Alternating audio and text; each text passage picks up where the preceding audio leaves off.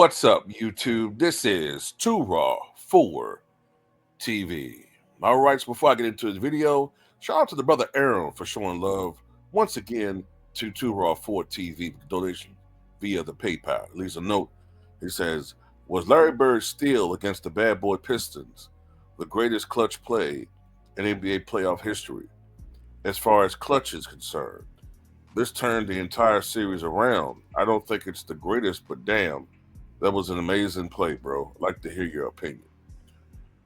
Now, I'm going to make the assumption that you're talking about defensive clutch plays and not just clutch plays in general, which can sometimes be, you know, a series of plays or offensive orientated plays, or I'm kind of leaning toward you mean great defensive plays like blocks, steals, uh, things of that nature, right? Maybe even playmaking plays, alley oops, whatever. But I'm focused on defensive plays. I'm assuming you mean that. What is the situation with Bird and the Pistons and the Celtics and all that? By 1987, that was the first year I think Boston was starting to show a little bit of age. Okay. This was the first year since 1983 that Larry Bird was not the league MVP. It went to Magic Johnson. Boston won 59 games that year, 59-23, which is great, but it's 8 games fewer than they won the year before. In 87, Boston was not as blessed with health as they had been the year before. Bill Walton, who actually played in like 65 games in 86, once again began breaking down. He would be retired out of the league by 88. McHale, who soldiered through a tremendous season in 85-86, was hindered by a foot injury, which he played through, choosing not to go and opt to surgery, but it forever ruined him. Well, I won't say ruined him because he continued to play for another 7 years or 6, 7 years, but um, he was never the same player. Even Bird had injuries. So this was not the same mighty Boston Celtics of, the year before. And the Pistons were coming into their own. The Pistons had acquired Dennis Rodman via the draft. They had acquired John Spider Sally. I think they had acquired Rick Mahorn via trade. They had acquired the big one, Adrian Dantley, via trade. So this was a much, much more souped up Pistons team that had changed their identity from being more of a run and gun offensive team to being a team that could score, but was starting to become more and more identified by their physicality and their defense. So this is the deal. This is Game 5, and the series was tied 2-2.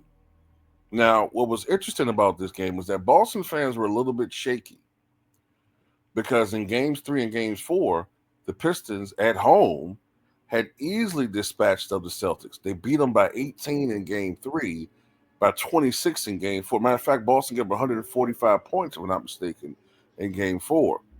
So in Game 5, it was starting to look kind of shaky. I think Larry Bird had the play before had drove to the basket, had the shot blocked, and the ball went out of bounds on Danny Ainge. And the Pistons had the ball, and I think they were down. I think they were up 1, if I'm not mistaken. So things looked dire. Larry Bird read the probable pass that was going to be attempted by Isaiah Thomas. He read it. He was going to try to pass it. I believe, if I remember correctly, it was like he was going to pass it to Bill Laimbeer. It was going to be a lazy pass. He timed it correctly, stole it, stayed in bounds, and once he secured the ball, passed it to a cutting DJ for an easy layup. And I think the play is also heightened by the late great Johnny Most. His call. And now there's a steal by Bird. It gets off underneath the DJ to lay it in. It was just, and then the crowd was pandemonium. I mean, it's like, Larry Bird living up to the legend as the savior. Okay, the savior of Boston. Now, is that the greatest defensive clutch play ever? I can't say that, but it's one of the most memorable. And since it happened within my generation, it's way up there. But there have been others. To me personally, I think the greatest defensive clutch play was John Havlicek's steal in 1965 Game 7 of the Eastern Division Finals, which is the equivalency of today's conference finals. Because Bill Russell had screwed up the play. He had screwed up. He could have iced the game, inbound the ball to one of his teammates, but he tried to inbound the ball. I think it hit a wire or something atop of the or next to the backboard, out of bounds. Boston ball went back to the Sixers, and it looked bleak. It looked really bleak. Excuse me. I think Boston was up 1, but all the Sixers needed was a score, or maybe even having one of their guys fouled, icing 2 free throws, and they would have won the game. And they went on to the NBA Finals. But John Havlicek, Hal Greer, if I'm not mistaken, I think he tried to throw an inbound pass. It was deflected by John Havlicek, caught by one of the teammates. I forgot who caught it. But John Havlicek deflected it, still credited to John Havlicek, and he saved the day. He bailed out Bill Russell in that situation. To me, considering the circumstances and the improbability of him attempting that type of steal and successfully converting that play, I think that's up there. As a matter of fact, I've always said that I thought that the 2 greatest defensive small forwards are John Havlicek and Scottie Pippen. Other great defensive plays, man. You got Gerald Henderson. I think Game 2 of the 1984 NBA Finals. Gerald Henderson. That Lakers series is a series. That's a series they should have won in '84. They should have won it. That was more of the Lakers losing that series and Boston winning it. But the Lakers had a lot of uncharacteristic mistakes in that series. And Gerald Henderson, if I remember correctly, I think he picked off a lazy James Worthy pass for a lay-in. And just more that leprechaun magic, you want to call it that. Other great defensive plays that come to mind, of course, LeBron James's block on Andre Iguodala, Game 7 of 2016 NBA Finals. Look, I know we go on and get on LeBron James, but man, that block was key for so many different reasons. Number one, the Warriors did not score again after that block shot. It staved off any potential momentum that the Warriors could have built up had he converted on that shot. And to be honest with you, the Cavaliers needed that block because the only other offense they had in that game was Kyrie Irving's 3-pointer and LeBron converting 1 or 2 free throws down the stretch. So they needed that block. And that was one of the great defensive plays to history of the game. Another key block that people forget about is Giannis Antetokounmpo's block on DeAndre Ayton. This was Game 4 of the 2021 NBA Finals. I had forgotten what game it was, but it was Game 4. And this is the circumstance. People forget about this. The circumstances was this. Remember, the Phoenix Suns won the first 2 games. Chris Paul looked magnificent the first 2 games of that finals. It looked like they were going to sweep Milwaukee, or at least win 4 games to 1 or something like that. Milwaukee wins game 3. So they're still up, they win a game, but Phoenix is still up 2-1. Game 4, Milwaukee has a lead.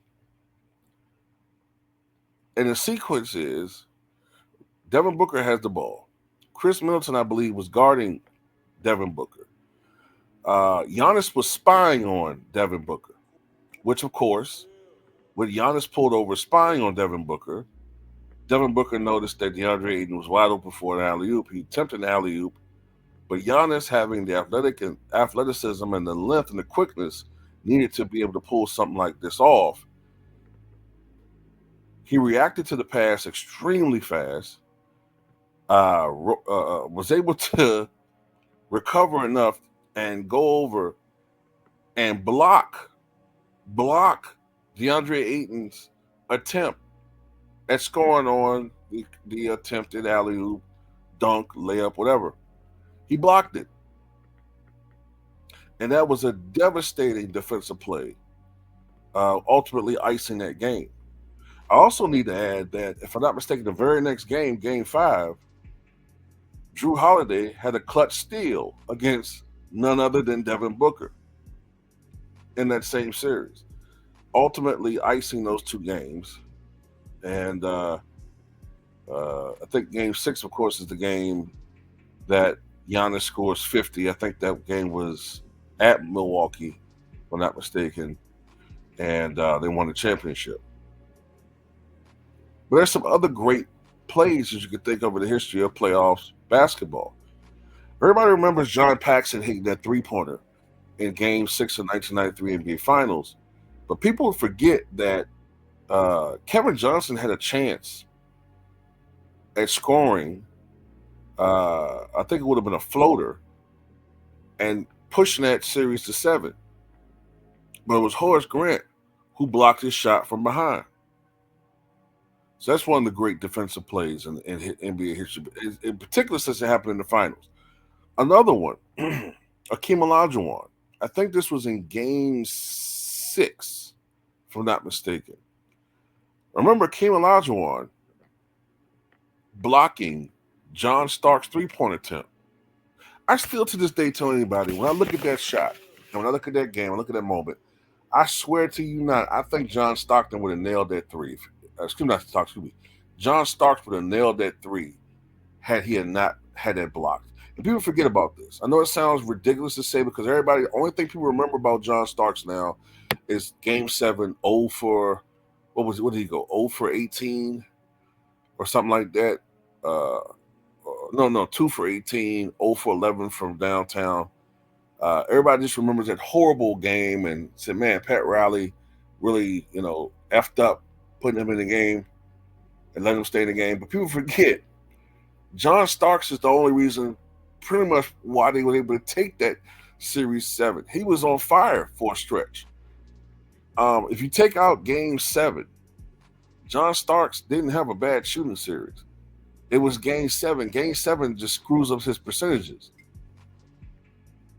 But it was Akeem Olajuwon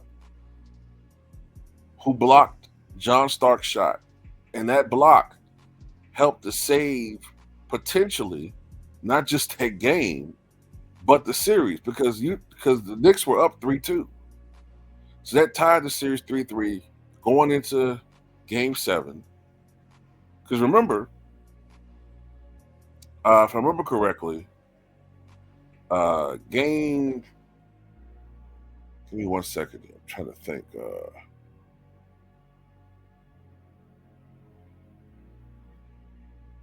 Yeah, if I'm not mistaken, I think Games 6 and 7 were at New York, if I remember correctly. I might be wrong about that. I think back then, the series were 2-3-2. The first 2 games at home for the team with home court advantage, then 3 games in a row with the away team, and then the last 2, the team with the home court advantage. But anyway, that was a big block by Akeem Olajuwon. And then, of course, there's Michael Jordan. People tend to forget about this. Game 6, 1998 NBA Finals. We all remember the shot, the game winner, But we also have to remember how the Bulls got their possession. It came from Michael Jordan with the steal against Karl Malone. It was Karl Malone because remember, Michael Jordan never cleared.